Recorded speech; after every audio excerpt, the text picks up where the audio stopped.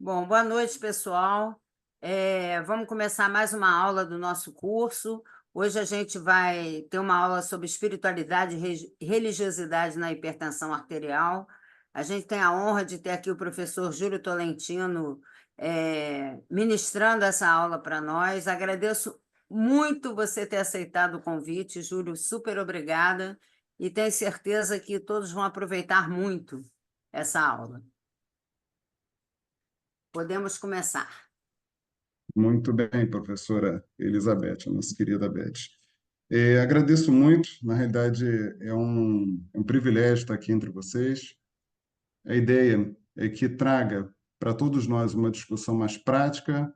No início, vou falar algumas coisas pontuais do ponto de vista teórico, vou trazer a prática e depois, naturalmente, associar e a gente conseguir contextualizar com a diretriz brasileira, tá? Bom, lembrando, como sempre, da importância. Só passa aqui.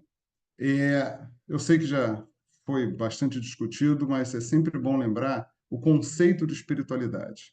É bem verdade que ele é falado pelo o Harry Connick, que fala de uma forma, conceitou de uma forma, o próprio Denka conceitou de outra, e assim vai. Mas o que é consensual, que tem sido mais utilizado, o que nós utilizamos é o consenso de 2009, e depois ele foi atualizado em 2014, capitaneado pela doutora Cristina Puchalski. São três grandes pontos que eu sempre gosto de chamar. Primeiro, que ele é um aspecto dinâmico, intrínseco da humanidade, de todo mundo, independente de ter religião, não ter religião, ser agnóstico, ateu, não importa, é de todos nós, tá? O outro pilar da espiritualidade é que essa busca de sentido, propósito e transcendência. É muito importante porque a gente vai conseguir entender na prática como acessar isso de alguma forma, né? Esse aspecto transpessoal da espiritualidade, né, que é o transcendente, ou seja, que não é palpável, é a sensação de paz, é ter o sagrado se manifestando de alguma forma. Então, esse é o outro pilar. O terceiro pilar é a conexão. Conexão consigo próprio, conexão com outras pessoas, conexão com o momento presente, conexão com a natureza, muitas vezes, mas principalmente com o que é significativo e sagrado. E sagrado pode ser Deus, pode ser espíritos, pode ser outra pessoa, pode ser o universo, pode ser o cosmos, pode ser, enfim, as relações. Às vezes, uma outra pessoa é sagrada, às vezes, um íntimo querido que, de alguma forma, já morreu, ele torna-se um ser sagrado para aquela pessoa na sua jornada. O fato é que a conexão com o sagrado é muito importante, que a espiritualidade ela se manifesta através de valores, crenças, tradições e práticas. O que isso é importante? Primeiro que valor e crença é de todos nós. Todo mundo, de alguma forma, enxerga o mundo pelo menos por duas lentes. Isso são os nossos valores, nossas crenças, independente se religiosa ou não religiosa. Né? Se eu for falar alguma coisa aqui, certamente vai passar pelo filtro de cada um. Qual filtro? Da crença e do valor. Então, essa expressão, ela remete muito a essa dimensão espiritual, né? Que é a nossa parte das quatro dimensões, física, social, emocional e espiritual. Existem alguns que vocês também já conhecem, eu naturalmente não vou abordar aqui, porque não é objetivo, algumas escalas que podem mensurar espiritualidade, bem-estar espiritual, coping religioso espiritual, religiosidade intrínseca, organizacional, não organizacional. Enfim, existem algumas escalas, algumas formas de mensurar. Então, ele é mensurável. Naturalmente, como eu falei, a ideia vai ser prática só para lembrar que a espiritualidade, apesar dela ter essa questão conceitual, ela pode ser mensurada de alguma forma. E, naturalmente, dentro da Sociedade Brasileira de Cardiologia, existem algumas diretrizes, começando em 2019, que foi a primeira diretriz no mundo, inclusive, que a partir daí saíram níveis de evidência, classes de recomendações do uso da espiritualidade e outros posicionamentos. E o que interessa para a gente aqui, naturalmente, é sobre a hipertensão arterial. Lembrando que a espiritualidade ela pode alterar a nossa biologia, ou seja, as pessoas com maior bem-estar espiritual elas têm um melhor funcionamento biológico, assim como o oposto também é verdadeiro. E para a hipertensão é muito importante alguns deles que se destacam, por exemplo, o cortisol, em que pessoas com maior percepção em relação à espiritualidade, elas têm maior aumento de cortisol, elas têm aumento de adrenalina, noradrenalina, e que de alguma forma se manifesta pelo estresse, né, pelo distress, né, na verdade, pelo estresse negativo, prejudicial. A função cardiovascular, em que vários trabalhos apontam, eu selecionei alguns como referência, mas tem vários apontando em que as pessoas com maior religiosidade e espiritualidade têm melhor funcionamento da modulação autonômica do coração. Nós estudamos, inclusive, eu faço na prática, a gente tem como trabalho estudar a variabilidade da frequência cardíaca, função endotelial, já foi falado já algumas vezes, inclusive vocês sabem que a gente tem trabalho nesse sentido, pressão arterial, que é uma consequência de tudo isso, e a reatividade vascular. Frente a uma situação estressora, as pessoas com maior espiritualidade, elas tendem a ter menor reatividade vascular, tem melhor perfil inflamatório e melhor função imunológica. Então, são pontos muito importantes que remetem à importância da espiritualidade, alterando mecanismos biológicos. Eu não vou falar agora, porque também não importa, existe um possível caminho entre pessoas com maior bem-estar espiritual, com maior espiritualidade, religiosidade, em que eles têm mediadores que são melhores, têm menos depressão, menos ansiedade, enfim, eles têm vários mediadores, mais otimismo, e que eles são mais protetores. Então, nesse sentido, isso daí remete a um funcionamento, mecanismos biológicos mais protetores. Mas a ideia, na realidade, é entender que espiritualidade ela tem relação com a hipertensão, provavelmente um dos caminhos são esses mecanismos biológicos. Mas como efetivamente nós vamos conseguir abordar isso na prática clínica? Então, a ideia hoje é exatamente trazer essa possibilidade de podermos discutir isso da sua aplicabilidade, ou seja, o hands-on, como a gente faz isso. Então, eu vou trazer algumas propostas para vocês, para que depois vocês possam refletir e ver se isso faz sentido e se isso, de alguma forma, ela pode estar contextualizada com a nossa diretriz brasileira. Então, será que efetivamente, quando nós abordamos um paciente com hipertensão, a nossa abordagem, a gente consegue atuar na totalidade dele? Queria que vocês refletissem sobre isso. Então, quando a gente está abordando um paciente com hipertensão, a gente está na totalidade? Provavelmente a gente está trabalhando em uma dimensão, que é uma visão biomédica nossa, enfim, que perdura desde o século XIX até hoje, mas provavelmente a gente não está abordando nas suas quatro dimensões. E o que é muito importante, que a gente vai ver, eu vou trazer um caso clínico para a gente discutir, e a gente vou estar aberto naturalmente para outras possibilidades de discussão, mas que a nossa abordagem ela está muito direcionada para a parte física, que é ótimo, a gente tem que estar excelente na parte física, mas não é só isso, existem mais possibilidades. Então, nessa ideia da multidimensionalidade de todos nós, em que tem a questão física, naturalmente, mas tem também a emocional, ou mental, ou psicológico, o nome que não queira dar, a social, que é muito importante, e a espiritual. Claro que mais chama atenção numa abordagem inicial é a física e deve ser a física, mas num acompanhamento, ou seja, não numa situação aguda, outras dimensões começam a emergir de importância e, naturalmente, quando cada um de vocês for lembrar dos casos que acompanham, vocês vão ver que isso é verdade, que isso é real, que isso acontece, mas que, de um modo geral, está oculto na nossa avaliação. Essa é um treinamento que a gente faz com o pessoal e que a ideia é exatamente fazer isso na prática clínica, na disciplina que a gente tem a oportunidade de participar. A gente faz um treinamento aqui, a turma desse ano tem um hands-on do lado em que a gente faz, e depois um hands-on não na prática diretamente, mas antes a gente faz um modelo de roleplay e depois a gente vai nas enfermarias e faz isso na prática, né, para trazer exatamente a aplicabilidade. O nosso interesse lá é realmente muito voltado para a aplicação prática. Então, eu vou trazer três possibilidades, para três caminhos e que eles são como se fosse uma roda. Primeiro ponto é conexão. Nada acontece na nossa prática clínica se não tiver conexão. Então, algumas dicas. Primeiro, e é bem importante isso, a gente chamar o paciente pelo nome que ele gosta de ser chamado, que ele está acostumado. Se alguém me chamar de Júlio César, eu vou achar estranho se eu tiver, porque não sou eu. Assim, poucas pessoas me chamam de Júlio César. Tinha um familiar que me chamava de Júlio César, minha mãe me chama de César, a maior parte me chama de Júlio, alguns pacientes de uma forma muito formal me chamam de Tolentino, que eu, enfim, está tudo bem, enfim, é uma decisão, eu respeito, mas, de toda forma, eu lembro bem que tinha um paciente, o nome dele é Maria Estrela, chamava ela de Estrelinha, uma senhora, na época ela tinha 95 anos, e ela, quando internava, ela disse, Júlio, não vou ficar mais aqui de jeito nenhum. Ela falava, mas por que Estrelinha? O pessoal vê a Dona Maria. Para ela, a Dona Maria não existia. Ela é Maria Estrela, todo mundo chamava de Dona Estrela, alguns chamavam de Estrelinha, como eu, mas Maria efetivamente não existia. Isso gera uma profunda desconexão.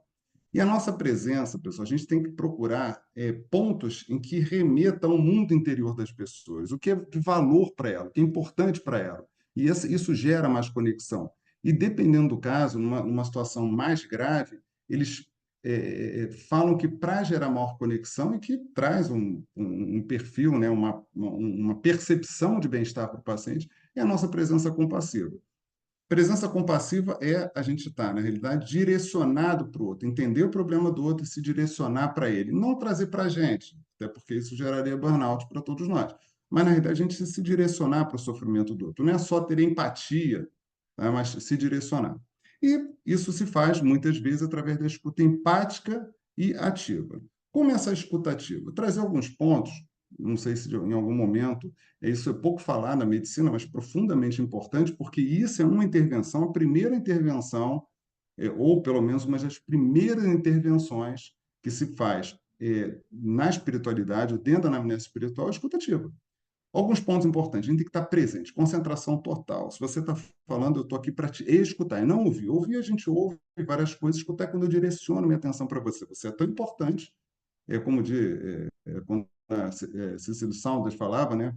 Você é importante porque você é você. Então, assim, a importância do outro, a gente está lá para o outro. Isso serve nas nossas relações, em que eu tenho que demonstrar interesse, mas não só isso, mas empatia. Eu demonstro empatia quando eu vou, e a gente vai depois comentar, em que eu vou resumindo, parafraseando o que o outro falou. Né? E isso ajuda a organizar na cabeça do outro, organiza na nossa cabeça naturalmente, e percebe, ele entendeu o que eu falei.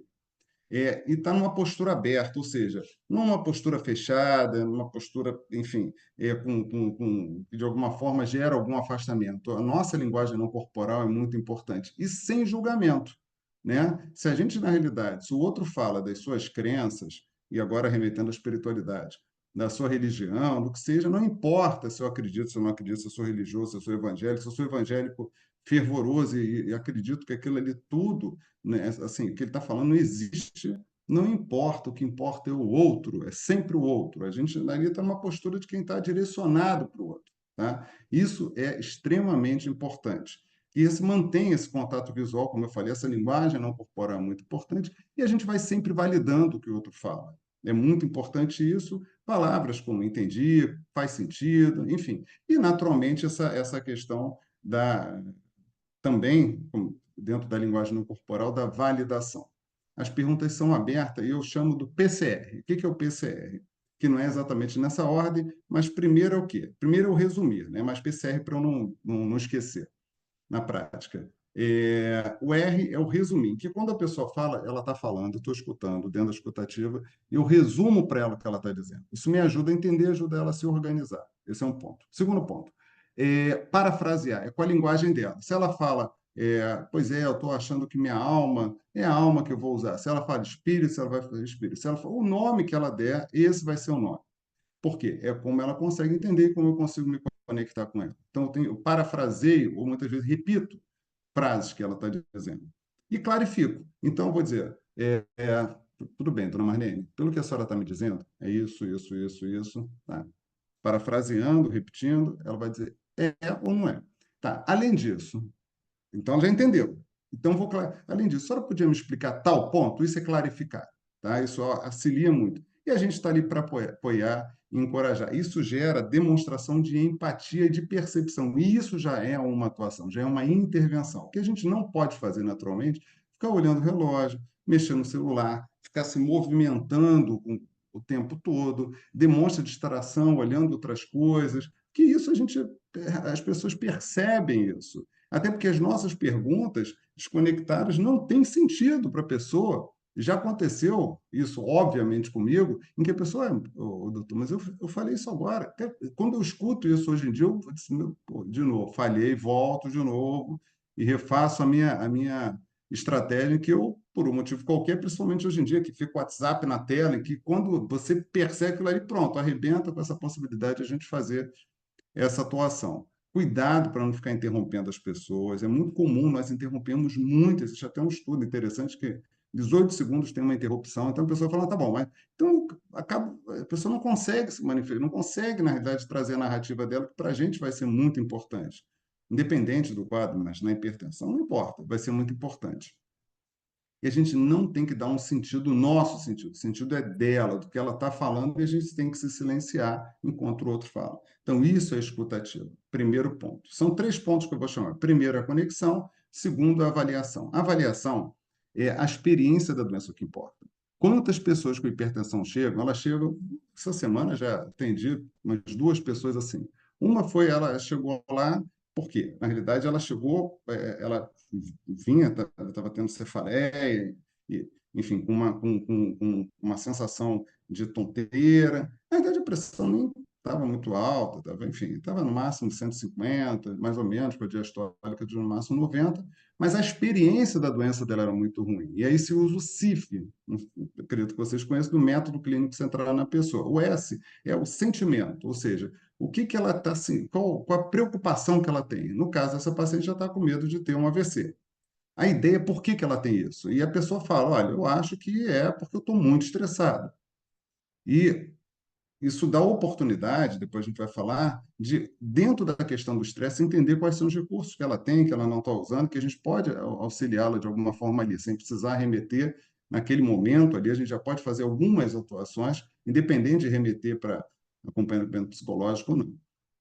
Então, dentro do CIF, né, que é o S, já falei, o I, já falei, o F, o quanto está afetando a funcionalidade da pessoa, e o E, a expectativa que ela tem da nossa, tem que alinhar a expectativa do nosso atendimento. Fato é que a ideia, o medo que ela tem, a preocupação, o que que ela atribui da pressão ter subido, que a gente deve escutar o tempo todo, é a experiência da doença. Não importa o nível de pressão, muitas vezes, para as pessoas, importa como ela vivencia aquilo. Cada um de nós, quantas vezes atendeu pessoas que com níveis pressóricos muito elevados e ela está tranquila. Para ela não está sendo uma questão.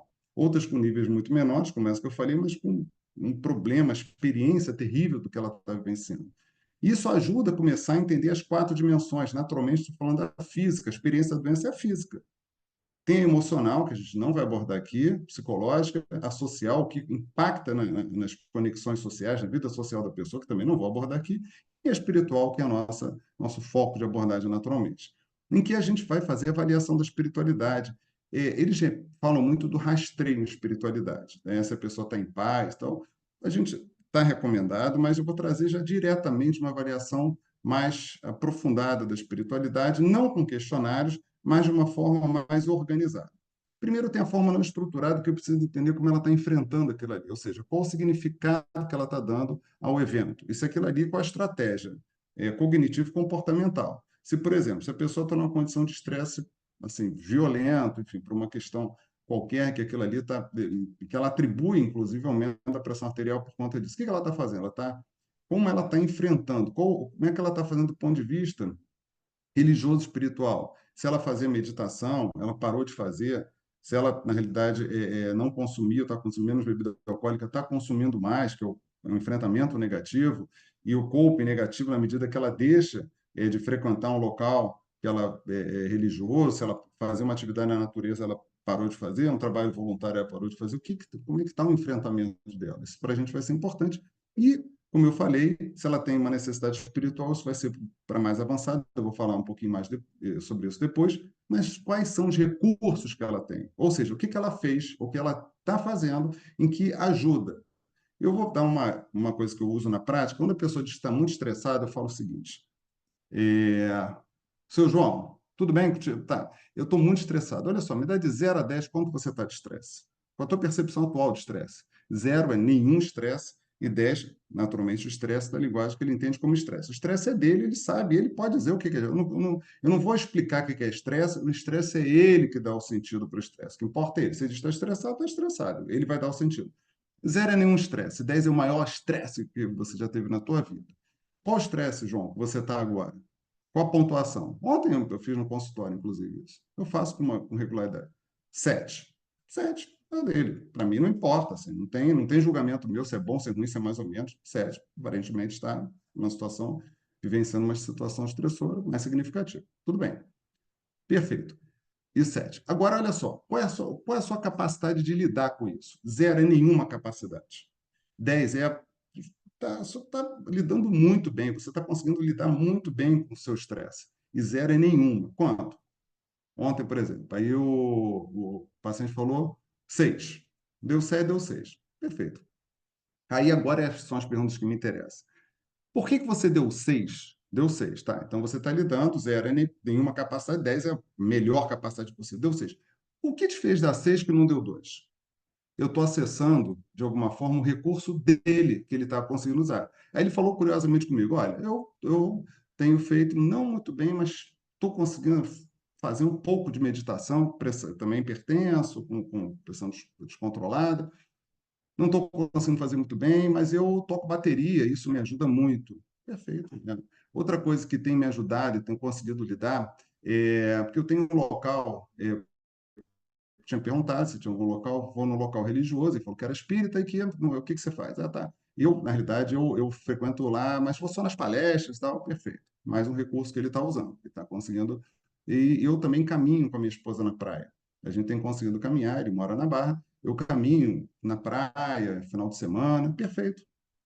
E olha só, João, por que você deu 6? O que não te fez dar 9, 10, uma pontuação maiores? Aí eu estou querendo saber o recurso, na verdade, que ele pode usar, ou que no passado ele já usou que ele não está usando. E ele me falou curiosamente: olha, é a meditação. Meditação para mim era muito bom e eu não tenho conseguido fazer. Enfim, a gente fez. Isso vai entrar no plano de ação dele.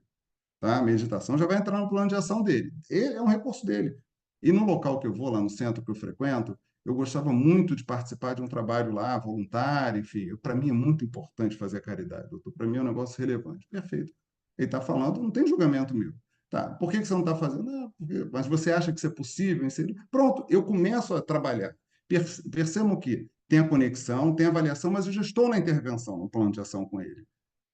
Então, isso me auxilia no plano de ação. Isso é uma forma bem prática que eu uso, trazendo para vocês algo que é bem prático meu. O estresse, ele me ajuda muito a entender os recursos que envolve esse sentido, propósito, conexão, além de outros recursos, naturalmente, mas direcionando para a espiritualidade, que poderiam auxiliar essas pessoas. E, obviamente, não vou falar das diretrizes, mostrando que isso que a gente faz, ela faz parte, se for uma pessoa, como está aqui, num ambiente ambulatorial, é classe 2A, tá? Então, assim, e esse rastreamento breve, é classe 1, se for no paciente, se esse indivíduo for uma doença crônica ou uma hipertensão que tem um prognóstico reservado, é classe 1. Então, nós devemos fazer isso. E, naturalmente, eu gosto sempre de lembrar isso, que a gente tem que respeitar e apoiar religião, crença e rituais que fazem bem, não prejudicam o tratamento da pessoa. Uma das formas, eu vou trazer só uma, para que a gente não fique que não fique muito extensa, é o FICA. O F, que é a fé. Eu não pergunto, aí está falando do Júlio que está dizendo, tá? Não é a Cristina Puchalski, que é que na realidade criou o FICA. Eu pergunto primeiro, muitas vezes, se a pessoa, ou pergunto se ela tem alguma crença, eu não falo se ela tem religião ou não tem religião, porque às vezes para a pessoa não faz muito sentido isso, frequenta, no Brasil são às vezes 2, 3, 4, então, mas eu gosto de perguntar se a pessoa tem alguma crença, e muitas vezes pergunto o que para ela é muito importante, e para quem está internado, de um modo geral, eu pergunto: vem cá, para você, o que para você é muito importante? Aí a pessoa fala, que eu falo importante, falo sagrado. Não faz parte do FICA, mas é como eu faço agora, é uma adaptação, Júlio, já que a gente está num ambiente de possibilidade, né, com a licença poética de uma opinião pessoal, pergunto o que é muito significativo, o que é importante, o que é sagrado para você. Pessoal, família, Deus, né? E ela vai listando, e entre elas a gente consegue entender dentro da crença dela, já uma parte da crença. E muitas vezes isso já traz a importância, qual a importância tem para a vida dela, né? O que é importância, o que traz isso, na realidade, inclusive no enfrentamento, o que ela utiliza isso de forma positiva no enfrentamento. E se ela parte de alguma comunidade religiosa ou espiritual. Teve uma paciente na enfermaria, um caso bastante interessante, em que a comunidade espiritual dela era a velha guarda Portela. Era que conferia sentido para ela, conferia significado para ela, tinha propósito, eles ajudavam entre si, se reuniam, lá tinha um momento que eles faziam uma oração, era a comunidade espiritual dela, e ela frequentava a igreja todo domingo, ia à missa, enfim, mas a comunidade que conferia mais sentido para ela era a velha Portela, era a velha guarda Portela. Então, assim, entender qual comunidade confere sentido, que pode é uma fonte de apoio, isso é muito importante, o que naturalmente aí é o que a gente pode fazer com isso, que é o ANE, o Address. Vamos lá. Marcela, 41 anos, casada, tem duas filhas, 14 e 16 anos, é médica. E ela chegou no consultório com a seguinte queixa: a minha pressão está subindo. Tá? Ela procurou atendimento clínico, pois vinha apresentando picos hipertensivos nos últimos 2 meses. Ela foi recentemente atendida por um cardiologista que afirmou que ela estava hipertensa e que ia ter que tomar remédio para o resto da vida. Isso deixou ela muito chateada, acabou não comprando a medicação, foi prescrito o antipertensivo, ela não comprou e simplesmente deixou. Mas como a pressão continuou subindo, a gente teve a oportunidade de vê-la. Na consulta, quando foi perguntada a Marcela o que ela atribui, olha o CIF aí, o que ela atribui ao aumento da pressão? Pessoal, não importa se aquilo ali é real, não importa se realmente é uma causa do aumento da pressão. Muitas vezes não é, mas aquilo vai nos auxiliar a entender melhor e entrar muitas vezes no plano terapêutico. Se é uma condição estressora, ou seja, aquilo ali é pelo estresse. Como eu falei do estresse, o que ali eu posso incluir no plano terapêutico para a pessoa, ou num plano de ação para ela? Mas tudo bem, atribui, ela respondeu ao estresse. Uma médica atribuiu ao estresse. E ela está preocupada, pois seu pai infartou aos 49 anos. Olha só, olha o que, olha o que a gente tinha comentado. A ideia que ela tem é o quê? Qual é a ideia que ela tem? Ela tem a ideia que foi causado pelo, é o I do CIF, que é pelo estresse. Qual é? Qual o sentimento? Qual a preocupação? Opa, meu pai infartou, então estou preocupado em ter naturalmente um evento cardiovascular. E isso motivou ela a procurar esse atendimento médico. Então, numa avaliação sistemática dela, ela comentou que se sente muito irritada, estressada e tem dormido muito mal. E ela acredita que tudo começou há 2 meses, após um grave aborrecimento que ela teve com uma outra pessoa e que ela achou imperdoável que outra pessoa fez, uma pessoa de muita proximidade. E depois disso, ela acha que realmente agora ela tinha ficado mais sem paciência com as pessoas, inclusive ela tinha uns acessos, que ela falou, às vezes ela perdia o controle, né, e que atribuía que as pessoas tiravam ela do sério. Não era a questão dela. As pessoas tiravam ela do sério, ela tinha esse acesso de raiva, acesso a uma explosão. Naturalmente, o que ela fez? Qual foi o enfrentamento dela? Aumentou o consumo de bebida alcoólica, que estava com bastante frequência. Olha o enfrentamento. E, como acontece com muita frequência diante de uma condição muito desafiadora, estressora, o que ela fez? Ela acabou parando de fazer as coisas que são protetoras para ela, que é muito comum entre os pacientes e entre todos nós. Então, ela acabou parando de escutar música, e ela dizia que transmitia paz. Olha a questão da transcendência através da música que ela não estava conseguindo ter. Ela não conseguia mais almoçar com a família, então isso impactou, isso tinha um significado para ela. Ela se sentia culpada, inclusive, por isso. Ela fazia um atendimento voluntário na instituição religiosa. E isso tudo não foi de repente, mas com o decorrer do tempo, acho que ela foi simplesmente parando e não tendo mais aquilo ali. Já vinha acontecendo, só piorou muito essa situação. E ela, naturalmente, tinha começado a fazer yoga barra meditação, que ela, lá nas sessões que ela fazia, nas aulas de yoga, ela tinha um momento de meditação, e ela tinha um hábito, desde mais nova, quando, enfim, trazia uma sensação, gostava muito das músicas, tinha um significado na igreja, além de questão religiosa, era uma coisa que realmente tinha muito sentido para ela. Perfeito, tudo isso foi parando, tá? E ela não estava mais acessando nada disso. Antecedentes familiares e pessoais, como está descrito aí, nada demais, só o pai, que, como ela já tinha comentado, que tinha tido um infarto. Exame físico sem nenhuma alteração, uma pressão de 168 por 64, um IMC de 27,2, mais ou menos, sobrepeso, uma frequência cardíaca de 89. Perfeito, e aí? Vamos lá. Qual é, dentro desse contexto, já aplicado o CIF, lembra que ela tinha sido atendida, no atendimento foi dito prescrito antipertensivo, enfim, foi solicitado exame, investigação de hipertensão, laboratório, naturalmente não estou, a ideia não é abordar isso aqui, tá? Porque todos vocês sabem isso muito bem, foi feito tudo isso muito bem, um colega super competente fez tudo isso, mas ela não se sentiu bem atendida. Enfim, por quê? Não percebeu, ela não se sentiu atendida na experiência da doença dela. Então, uma proposta de avaliação separando nas 4 dimensões. Lembra que as 4 dimensões veio da Cicely Saunders, em 1964, na realidade, da dor total. E ela foi caminhando da possibilidade de a gente usar isso no nosso dia a dia até em nível ambulatorial, que é como hoje em dia eu enxergo muito dessa forma. A dimensão física é essa que todos nós conhecemos. Solicitou exame, avaliação, te aumenta a pressão arterial. Enfim, é isso. Parou por aí? Teoricamente, sim. É o que se faz habitualmente, né? É essa nossa visão biomédica. Só que ela tinha dimensão espiritual, que ela não tinha depressão, ela não tinha critério de depressão, mas ela estava muito ansiosa e tinha muita irritabilidade. Então, ela está muito ansiosa, com muito sintoma de ansiedade e irritabilidade. A dimensão social, ela tinha um prejuízo grande, como foi descrito lá, alteração, redução significativa de conexão social, enfim, então, familiar e de amigos. E agora na dimensão espiritual.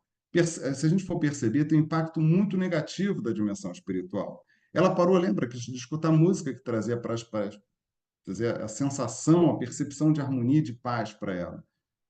Ela fazia as coisas que traziam um propósito para ela, que era o atendimento voluntário. Ela parou de fazer conexão com ela própria, com o transcendente, que era dentro, não só na religiosidade, mas a prática de yoga, de meditação que ela fazia e que ela acabou, não se desconectou. E é muito comum o paciente se fragmenta, vai se fragmentando e nós somos assim também. Tá? Muita gente tem que tomar muito cuidado, porque a gente vai involuntariamente fazendo isso. Sem perceber, a gente vai fazendo isso. Vai deixando o que é importante para a gente.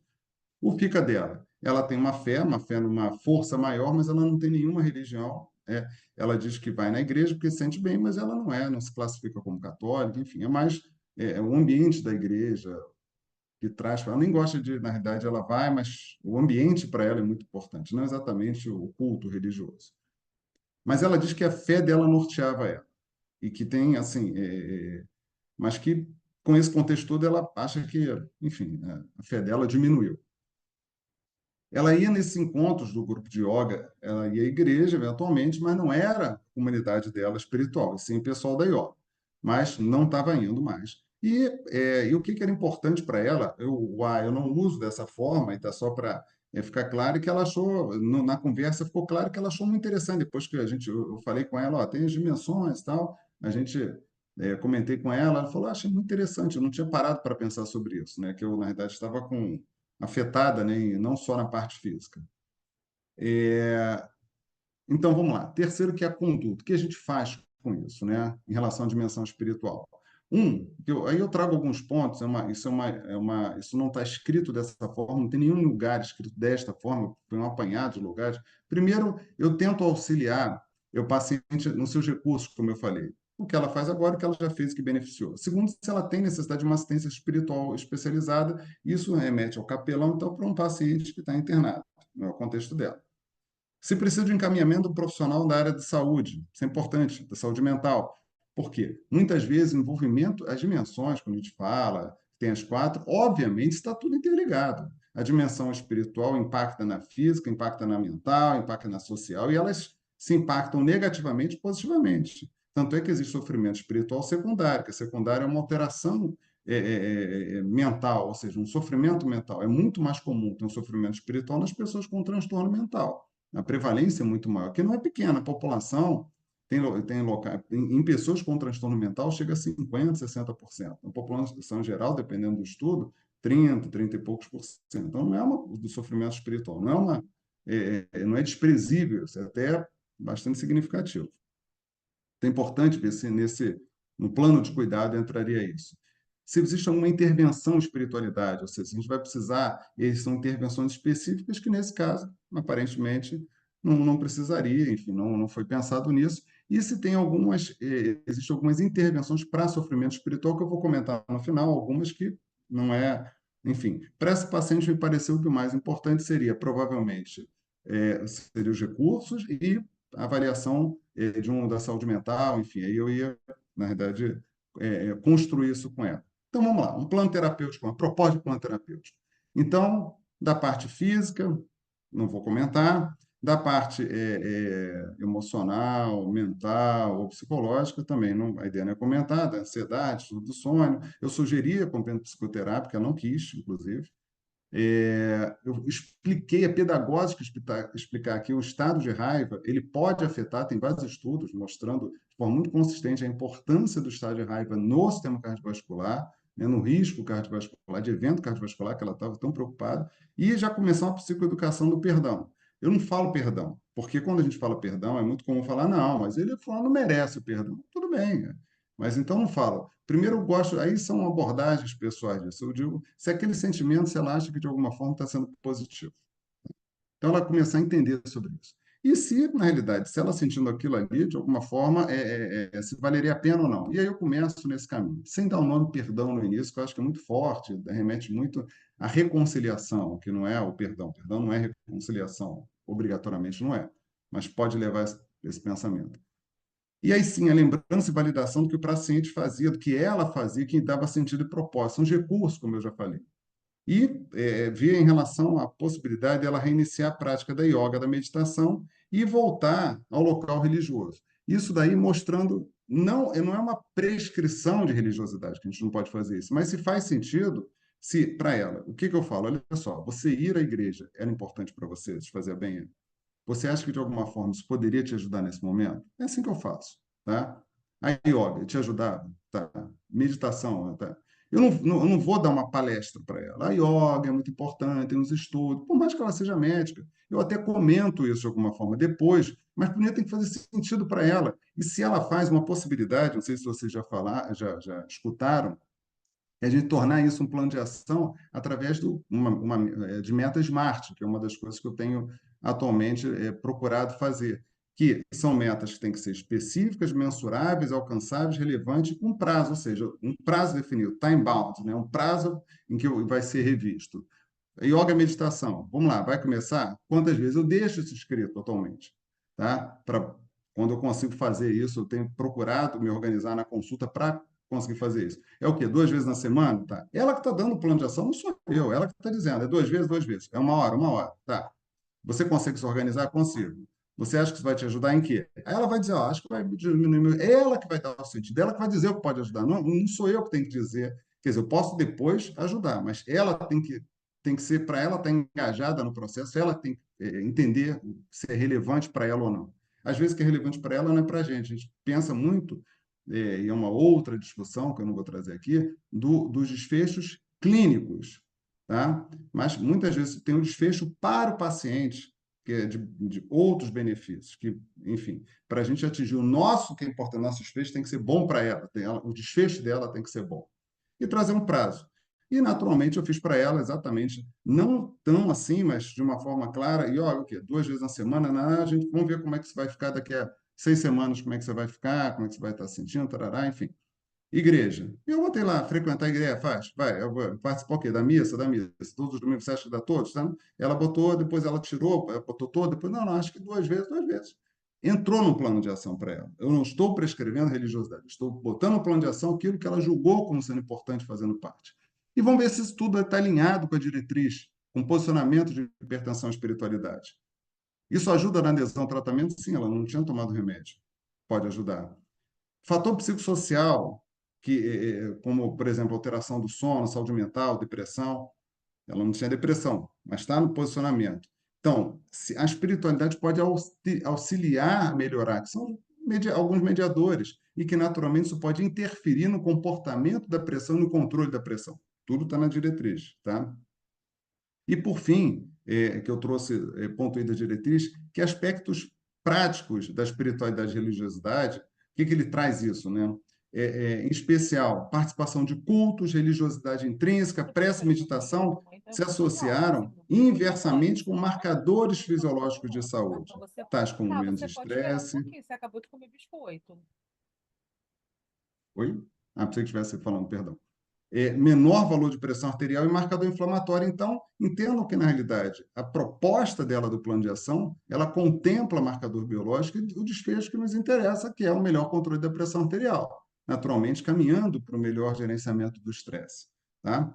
E dentro do acompanhamento dela, ela teve, com o decorrer do tempo, adesão melhor, ela começou a seguir algumas orientações não farmacológicas, que importa muito para a gente, começou a se conscientizar da importância dessas conexões sociais, e, como eu falei, no entendimento, não foi uma aula de raiva, aula de perdão, mas ela começou a entender que e o que ela está vivenciando, e é uma questão que ele dá, pessoal, não sou psicólogo, não sou psiquiatra, é o que a gente pode fazer dentro do nosso cenário, que cada um dá conta de fazer. Eu, por exemplo, até muitas vezes prescrevo antidepressivo, ansiolítico, né? Tem, uns não prescrevem, tem coisas que eu não faço. É o que cada um dá conta de fazer, mas é importante que a gente saiba das possibilidades, tá? E, naturalmente, como eu falei, ela reiniciou a prática da yoga, meditação, isso realmente foi importante para o sono, os sintomas de ansiedade, essa explosão de raiva, e ela começou a buscar coisas que faz mais sentido dentro do que para ela fazia sentido, são os recursos próprios dela. E agora, as pessoas. Teve um paciente que eu acompanhei, mais de um com hipertensão, com critérios de refratariedade, estava em sofrimento espiritual, que o Parma chama, que são tensões em conflito em relação às crenças, valores, sobre a religiosidade e espiritualidade, com as duas coisas. Essa é a crise de fé, em que a pessoa fala: olha só, minha pressão não consegue controlar, já estava usando quinta ou sexta medicação. Ela, olha, eu acho que isso daí é culpa minha, do meu passado, eu fiz coisa que foi realmente muito errada, então estava de contra, ela entende, se sente culpada com as coisas que ela fez no passado, falou de traição, enfim, e que Deus estava, na realidade, punindo ela com isso. Então, isso era uma crise, na realidade, que faz parte das lutas e conflitos espirituais e religiosos.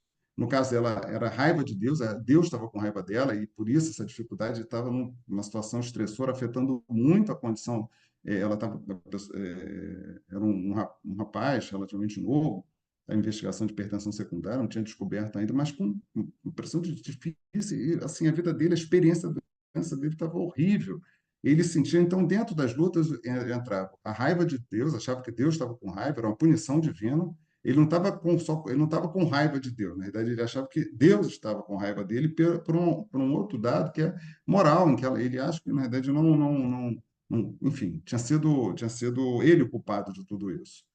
E lembrando que no caso dele era um sofrimento que, né, começou espiritual, né, esse abandono de Deus, a raiva de Deus e a culpa, começou com a culpa dele próprio, né, de uma condição moral que ele julgava que deveria ter cumprido, não cumpriu, isso teve impacto negativo para a família dele, e depois, naturalmente, secundariamente, teve o sofrimento emocional, em que ele começou a ficar com sintomas de depressão, com muita ansiedade, que isso tudo estava afetando muito, né, ele. E que nesses casos é muito importante, nesse paciente especificamente, quando ele chegou, a primeira coisa que ele falou: olha, quando eu perguntei sobre criança, ele: olha, eu acho que a minha fé acabou. Isso estava afetando muito ele, que ele um dia foi uma pessoa muito religiosa. Então, ele estava muito afetado por isso. Eles falam o Parkman orienta nesse livro, que é muito interessante, em outros artigos também, em que são três caminhos, tá, que a gente deveria fazer. E o que eu tento fazer? Primeiro, eu normalizo validando. Olha, o que eu falo é o seguinte: olha, quando ele falou, olha, sem fé, escutativa, aquele mesmo contexto, assim, ó, eu entendo, e realmente isso acontece. Não é incomum isso acontecer. Ele não está sozinho, isso pode acontecer, tá? Porque ele estava com. E dentro do contexto, eu valido os sentimentos dele. Isso é muito importante. Esse grito de dor que ele solta, ele tem que ser validado, tá? Não foi o caso dele, mas muitas vezes teve uma pessoa muito próxima minha que estava num sofrimento grande, espiritual, enfim, também por culpa, enfim, e não conseguia sentir a presença de Deus, de acordo com ela, que um dia foi religiosa, e eu falei com ela, e aí está baseado nessa orientação do pai, mas eu falei: olha, você gosta muito da Madre Teresa, porque ela gosta muito mesmo, tá, da biografia. A Madre Teresa, você sabe da história dela? Ela sofreu maridez espiritual há muito tempo, ela achando que Deus, enfim. Então, para ela, esse caramba, então, a Madre Teresa passou por isso. Então, trazer isso é como se fosse uma normalização do evento, que para ela é muito grave, que parece que é interminável. Então, quando a pessoa está assim, o que muitas vezes fala: vamos deixar a fé no lugar que ela tem que ficar e vamos seguir em frente com outras coisas. A gente vai estar junto nisso, tá?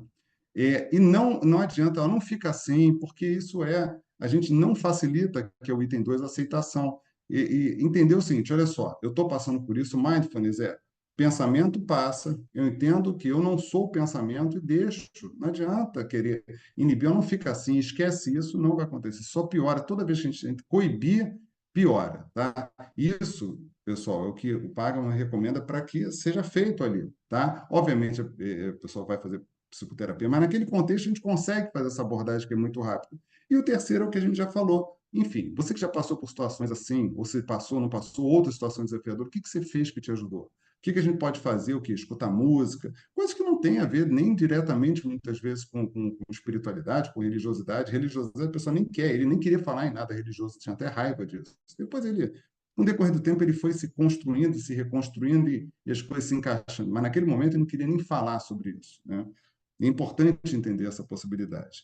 Então, do sofrimento espiritual como eu falei, a luta, e o segundo é a angústia, que é exatamente o oposto da espiritualidade, ou seja, a pessoa perde sentido, propósito e falta de significado, ela acha que as coisas não têm mais sentido.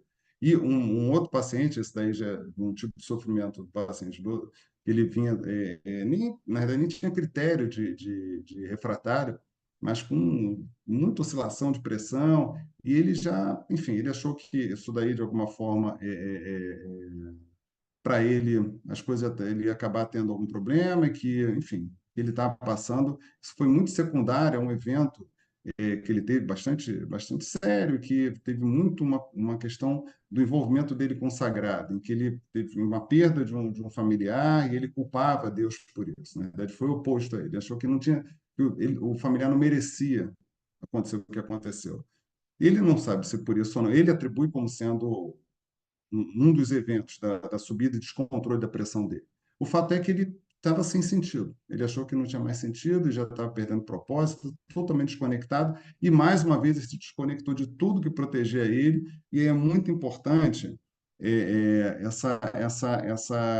entender isso, né? E muitas vezes aquela pergunta, por que comigo? Quando a pessoa pergunta isso é uma pergunta existencial. A gente não tem resposta. A Cristina Puchalski fala que um clínico, né, uma médica, um médico, o que ele tem para fazer é simplesmente dar conta, de forma compassiva, de escutar aquilo, porque quando a pessoa fala, olha só, por que com ele? Por que comigo? Ela não quer uma resposta, ela quer alguém que dê conta de escutar isso, e ela conseguir dar vazão, dar voz ao grande sofrimento que ela está. Isso já ajuda bastante para ela conseguir começar a se reorganizar, que é o que essa grande pergunta, né? Então, é uma tradução aí do que exatamente que nesse artigo que a Cristina Puchalski descreve, é essa intervenção mais importante, foi o caso desse que eu comentei, que estava um grande sofrimento espiritual. E que hoje em dia eu fico mais tranquilo em saber disso, que às vezes eu disse assim, eu não sei o que eu vou falar para a pessoa, a gente não precisa falar nada, muitas vezes só a presença compassiva, o silêncio compassivo,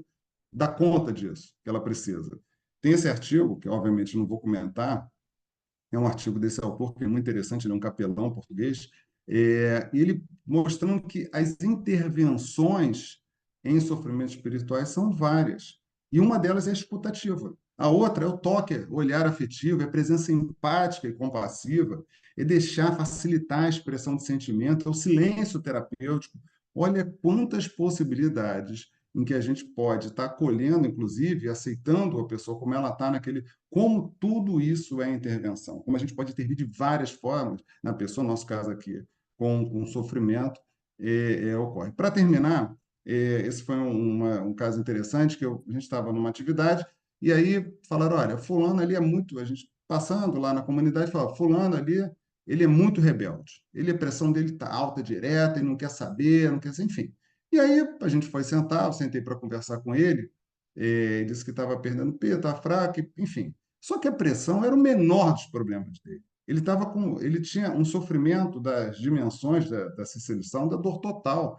Ele tinha um grande problema social, ele foi abandonado pelos filhos, a casa dele era assim muito ruim, uma situação de pobreza muito grande. Ele estava muito triste, baixa autoestima, ele pensava em morte, que, enfim, tinha que morrer, porque não adiantava mais. Na espiritual, ele achava que olha o que o sofrimento espiritual dele, que a vida não tem mais sentido, não tinha esperança, estava abandonado, nem Deus mais queria saber dele. Os filhos não queriam, imagina Deus.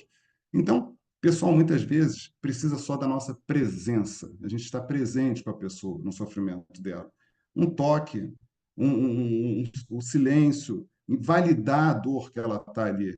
Isso a gente ficou abordando, escutando, deixando ele extravasar aquilo ali. Depois, de alguma forma, ele deixou aferir a pressão dele e, de alguma forma, que ele estava o rebelde. E olha que as coisas não são rápidas, tá? Mas foi interessante que ele foi encaminhado, eu não acompanhei, mas o grupo que faz esse trabalho já encaminhou ele para um local lá, tipo, lá não é clínica da família, como se fosse um posto, mas e a gente só teve que escutar, assim, ele precisava dar voz ao imenso sofrimento dele, que de longe era o problema dele, só a pressão. Ele, imagina, para ele, então ele estava como rebelde, ele estava em pleno sofrimento. E, naturalmente, pessoal, a gente tem que entender que muitas vezes a gente não pode curar as pessoas. Na hipertensão, muitas vezes, mas a gente sempre tem a possibilidade de cuidar. Muito obrigado.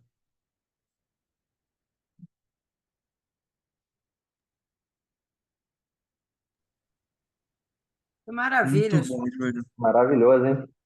adorei. Até deixei a Bianca na sala de espera, que eu não estava mais prestando atenção no, no pessoal que estava esperando para entrar. Todo mundo aqui me mandando WhatsApp e eu não vi nada. Muito legal mesmo. Pessoal, vamos abrir para as perguntas? Posso fazer um comentário? Não é exatamente uma pergunta. Claro. Cara, Júlio, assim, é muito, muito bom, muito bom. É muito bom ouvir você falar disso. Assim. Você fala com uma naturalidade assim muito, muito boa, assim, transmite uma sensação muito boa para a gente também. E um negócio que me chamou muito a atenção é que, apesar da aula ser de espiritualidade, no começo, você falou basicamente técnicas de comunicação interpessoal, conexão entre as pessoas, escuta ativa, está disponível para a pessoa, ou seja, não tem nada absolutamente a ver com espiritualidade, tem a ver apenas com relacionamento entre duas pessoas, né? Seja no momento ruim, seja no momento bom, né? A gente tem que sempre se conectar com a outra pessoa, a gente tem que estar ativo ali para escutar, para poder amparar, para poder estar disponível para aquela pessoa naquele momento. Isso, independente de qualquer face espiritual, física, social, isso por si só é um ponto que, para a doença crônica, aumenta absurdamente a adesão do paciente à terapia. Ele poder se sentir parte daquilo, saber que não é uma pessoa que fala e ele obedece, saber que ele está junto, ele está desenhando o plano terapêutico com você, você está fazendo pequenas metas ali que cada mês, cada semana você vai rever aquilo se você conseguiu ou não conseguiu. Isso aumenta muito a adesão da pessoa, né? Principalmente nessas situações de doença crônica, como são hipertensão, diabetes e várias outras, né? Então, o começo, apesar de ser o termo espiritualidade, ele falou muito mais sobre relação de comunicação humana do que outra coisa. Exatamente, relações humanas. E é isso, né? No final das contas, é isso. Quer dizer, você conseguir ver esses outros lados, né? De uma maneira de criar mesmo, né? Essa relação. E a questão da espiritualidade e da religiosidade, que todas as vezes que a gente já teve eventos lá na cidade, né? Lá no Estácio, e eu implico também com o Pedro e com o João Gabriel por causa disso, que eu fico falando, para com isso. Aí, se o dois não tiver religião, o que vai acontecer? Na verdade, é uma maneira da gente instigar, né? De dizer, olha, você vai encontrar de tudo, vai ouvir de tudo, né? E acho que realmente é essa questão de você levar isso com uma leveza e principalmente, que para mim foi uma coisa que me chamou muita atenção no que você falou, de você entrar na vibe do doente, né? Quer dizer, o que ele chama, né? A forma com que ele chama, que ele denomina a espiritualidade, a religiosidade, ou seja lá que valores que ele tem, você entrar naquela forma, independente do que você pensa, do que você sente, do que você acha, que é absolutamente não é importante o que você pensa e sente para a sua vida, né? Naquela hora, o importante é o doente, no resto a menor dúvida. Muito legal, super legal. O centro não é você, o centro é ele, né? Então, se É isso interessa o aí. que você está sentindo, o centro ali é ele. É isso. Fala, João, você botou aqui, queria perguntar? Eu queria fazer um comentário, mas é bem na linha do que vocês já falaram. Eu acho que, poxa, professor, foi uma aula maravilhosa, é muito bom, a gente aprende muito, e é uma temática que foi o que o Vitor falou, né? Acho que traz um convite muito importante, muito necessário para a nossa prática, como estudantes, como médicos, futuro médicos, que é de abarcar a perspectiva do profissional médico esses outros conhecimentos que vão além do que a ótica biomédica nos faz enxergar. Você vê, a abordagem que você faz com aquela paciente não só tem oportunidade de reintroduzi-la a um bem-estar psíquico, socioemocional, mas como também não dialoga com a medicalização da vida. Muitos outros profissionais, você está estressada, você está com muita raiva, iriam inadvertidamente, sem pensar por essa perspectiva, sem enxergar o adoecimento por esse prisma, iriam medicalizar.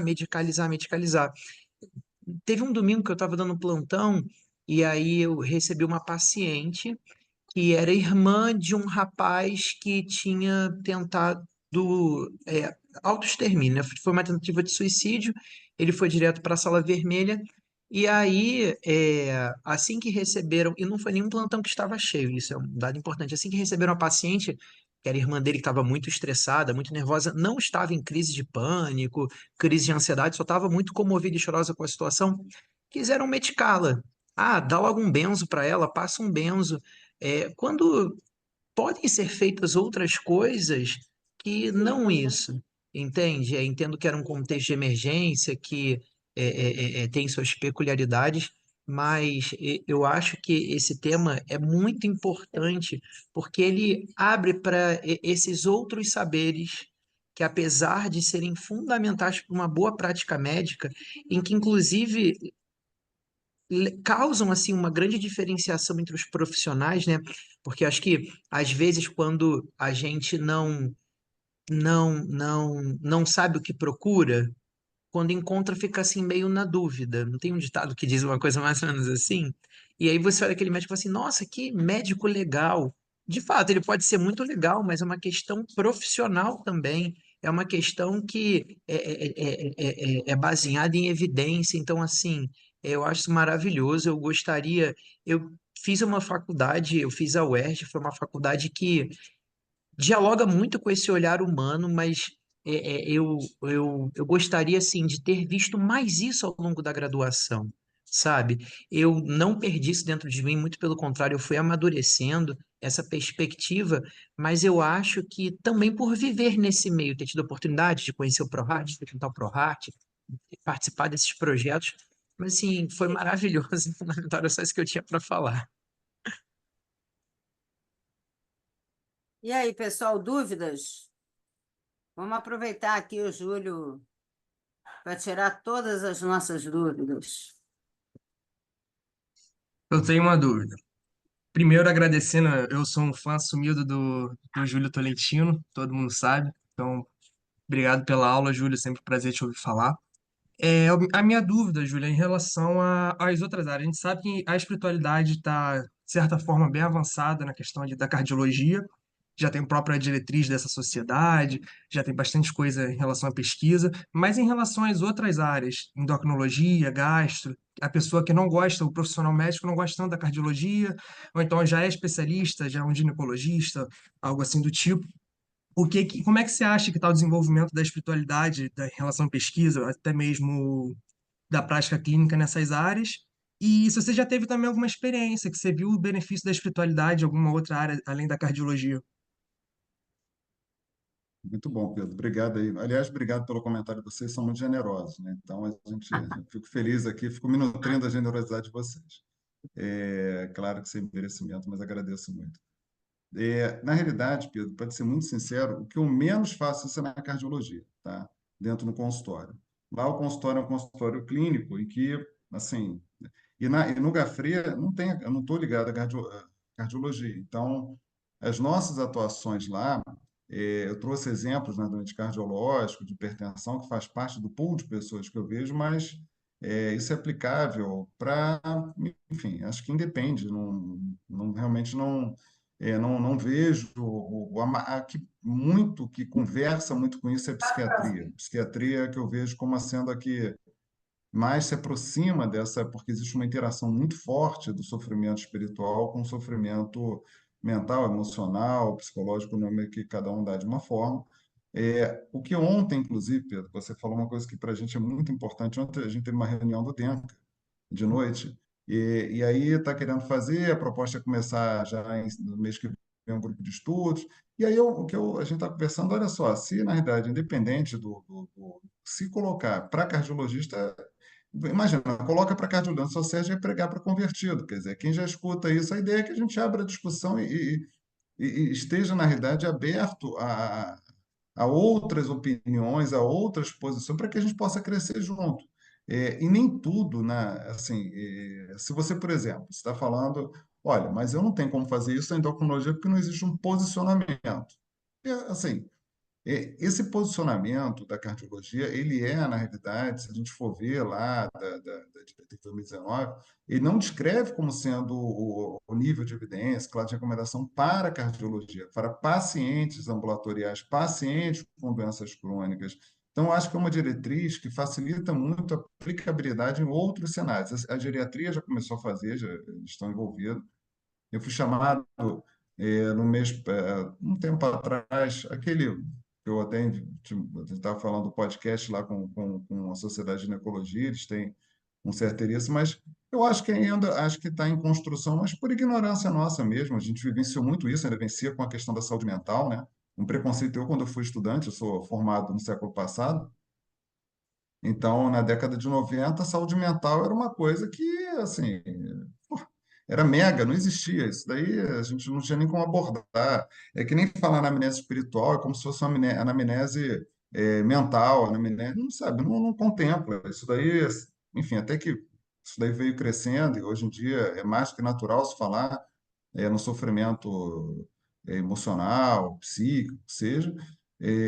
Então, eu acho que é uma questão, apesar de ter, eu acho que é uma construção mesmo. Acho que a gente precisa avançar. E daí a importância, Beth, do teu. Você está assim, com essa bandeira, sabe, assim, com as mãos na charrua, em conseguir avançar com isso, entendeu? Porque, mesmo na cardiologia, em outros cenários, a gente precisa avançar mesmo, assim, e discutir. A ideia sempre não é uma opinião pessoal, é trazer coisas que, né, e vai juntando. Hoje em dia, eu falei do Smart. Isso daí não é da medicina. Se você, assim, eu tenho começado a aplicar o método Smart de meta, que não é da medicina. A escutativa não é da medicina, isso que eu peguei. São de outras áreas que elas vão, né, cada vez mais conversando muito com a possibilidade da gente atuar mais e melhor com os pacientes, independente da área da medicina. Você sabe que você falou em ter se formado no século passado, que eu também me formei no século passado, e eu me lembro assim muito bem, é, aula de propedêutica, né? Aprendendo a fazer anamnese, primeiro contato com o doente. Ah, não pergunta esse negócio de religião, não, para não esticar o assunto. Eu ouvi isso algumas vezes, para não esticar o assunto, tipo, sabe, deixa isso para lá. Como as coisas vão mudando, óbvio, vão evoluindo, mas a gente sabe que ainda tem um monte de gente que deixa isso para lá, não resta a menor dúvida, né? Natural, faz E, parte. e acho que também tem a coisa do bloqueio pessoal também, né? Acho que tem a coisa da pessoa não saber como levar aquilo adiante, não esticar o assunto, seria uma coisa assim. E aí, se o doente começar a falar sobre isso, o que que eu vou dizer? Eu não tenho nada para dizer, ou não sei o que que é adequado dizer, né? Pode ser isso também. Às vezes é um bloqueio de quem está falando, né? Oi, Ricardo, fala. O nosso presidente Perfeito. aí, ontem na reunião do É, DENCA, Nada, lembra? presidente de nada. Nosso presidente aí. Ele sabe que eu falei, nem foi bom nem saber que você estava aí de abrir para outras áreas, Nada. lembra que a gente conversou ontem? Então, ótima apresentação, como já esperava, né? Eu ia falar exatamente sobre isso que você falou, Beth. Eu acho que as pessoas também não adentravam muito nessa seara porque não sabiam o que fazer, né? Eu acho que hoje a gente tem mais segurança. Eu acho que hoje a gente tem uma definição mais clara do que é espiritualidade, de como isso dialoga com a ciência. O que eu acho que a dificuldade é saber até onde nós vamos como clínicos, cardiologistas ou médicos de qualquer especialidade. Porque uma coisa que eu tenho enxergado assim, hoje a espiritualidade veio para ficar, assim como a gente orienta exercício, a gente orienta mudança de estilo de vida, e dentro dessa modificação de estilo de vida entra espiritualidade. Mas eu acho que vai chegar um momento que vai precisar do auxílio especializado. A gente vai dar as orientações gerais. Acho excelente que você falou do protocolo SMART, Júlio, mas eu não sei até onde nós vamos dar conta na nossa prática enquanto médicos, né? Não que isso seja um motivo para desanimar. Eu acho que a gente tem que se apropriar disso, tá? Mas eu acho que tem casos que a gente vai ter que encaminhar, por exemplo, para capelão. Hoje a gente tem até surgindo a figura do capelão não hospitalar, né? Então, eu jogo essa bola também, Júlio. O que que você acha sobre isso? Não, super. Tanto é que naquela parte da atuação, condução, o que seja, tem exatamente uma pergunta. E eu estava conversando com uma que foi aluna lá da Unirio, você conhece, não vou falar o nome porque você tem mais pessoas que conhecem. E ela falou que ela, por exemplo, encaminha para um capelão laico que ela conhece, situações de luto, de situação que ela sente que a pessoa tem um grande sofrimento espiritual, encaminha. Ela faz contato com ele, é interessante isso, né? Quer dizer, a gente que sempre encaminhou para a saúde mental, ela percebe, ela tem um treinamento grande nessa questão do sofrimento espiritual, e ela encaminha. Então, acho que eu concordo contigo. E por isso que cada vez mais eu entendo como um acompanhamento, em que a gente não consegue, óbvio que eu mostrei, eu não fiz tudo em uma consulta, a gente não consegue tudo isso. A gente, o que eles recomendam no Smart, por exemplo, é você elencar 3 coisas. Ah, eu não durmo, tudo bem. A gente não pode tudo, porque a gente destrói a autoeficácia da pessoa. Então, ela pode, no máximo, a gente só pode 3 coisas que eles falam, não mais que isso. Então, você vai fazer isso, isso, isso. Ela perde a autoeficácia, porque ela não dá conta de fazer isso. Então, e quanto mais a gente vai treinando, a gente vai ganhando alguma velocidade. Mas tem consultas que são mais curtas, e não dá. E é o que, no acompanhamento, que a Clínica da Família tem crescido muito até com essa possibilidade, de você fatiar, né, a história, né? E você vai fazendo por momentos em que você entende como sendo prioritários para quem? Aí esse é o ponto. Prioritários no contexto de urgência, que aí existe uma nova discussão. O que é prioridade? Para o paciente não é a nossa prioridade, muitas vezes. O que é o PRIM, é o PROM, enfim, o que é um desfecho para ele significativo e para a gente significativo? O que é uma urgência? Então a gente vai, é o que é importante para ele. E nesse treinamento nosso, a gente consegue entregar algo que para ele é importante, mas que atenda desfecho clínico também. E aí realmente é um caminho de treinamento que realmente demanda um tempinho nosso mesmo, né? E uma coisa Independente da só, espiritualidade. um negócio que eu ia comentar, você falou lá no início, não sei se você chegou a falar o que eu vou dizer, é, tem, tem protocolo específico para escuta compassiva ou empática. Tem artigos falando sobre isso. Eu acho que, no mínimo, incorporar na formação generalista a escuta empática, eu acho que é fundamental. Tá? Então, se puder colocar isso, eu acho que todo mundo pode fazer isso na sua prática de ambulatório, consultório, enfermaria. Eu acho que isso é fundamental, né? Já seria uma grande mudança, né? é, de prática clínica. E uma outra coisa, só para finalizar meus comentários, que a gente tem percebido muito isso lá na UERJ, né? Com os meninos que estão no treinamento de espiritualidade e saúde, a anamnese espiritual já é uma intervenção.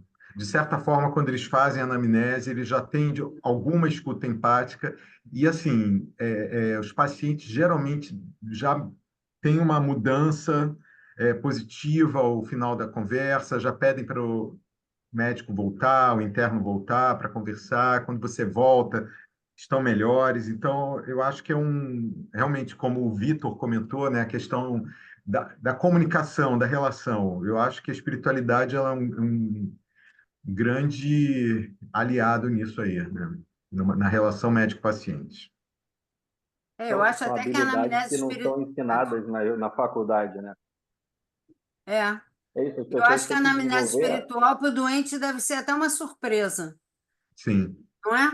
E aí sim, acaba funcionando como intervenção mesmo, né? é. Porque ele falou, vou poder falar disso, É, O a né? fato gente, de você falar, de você ouvir ele falar sobre é, espiritualidade, sobre alguma questão de crença ali, isso já melhora ele já sente melhor, né? Assim, uma coisa que acalenta ali a relação, né? Então é Isso. quase que uma intervenção, assim, por mais que seja única e exclusivamente um questionário, uma anamnese ali, não é exatamente interventivo, mas participa, é como todo. e eles se lembram também de recursos, né? Quando você pergunta, né, onde ele busca força em momentos difíceis, ele para e pensa e lembra de recursos, né?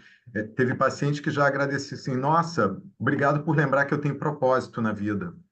Caramba, as Né? pessoas não param para pensar nisso. Quando você para ouvir com atenção ali o que ele está dizendo, você tem muito mais chances de poder trazer intervenções de todas as esferas, né? Não só medicamentosa, né? Então, é isso, assim, são coisas que a faculdade de medicina não ensina e que as pessoas têm que, de fato, buscar em paralelo. É isso, assim. É o que você É, falou. Comunicação é uma coisa que é possível de aprender técnica para aquilo. Não é uma coisa auto... Eu não nasci sabendo me comunicar. Ninguém nasce sabendo se comunicar. Você tem técnica de comunicação. Tem artigos, tem livros. Você vai numa livraria, tem livros milhões ali sobre comunicação, sobre qualquer tipo de forma de relação interpessoal que você consegue treinar aqui, você consegue aprender técnica e colocar em prática dentro do exercício ali, do cuidado da pessoa, entendeu? Fala, João. Acho que um ótimo exemplo disso, da forma como as universidades subaproveitam esse recurso e não ensinam esse recurso, dentro do Pedro Ernesto a gente tem uma capela que, pela decoração, pelo que tem ali dentro, é cristã, né? Mas poderia, enfim, ser ressignificada, não sei, de uma outra forma.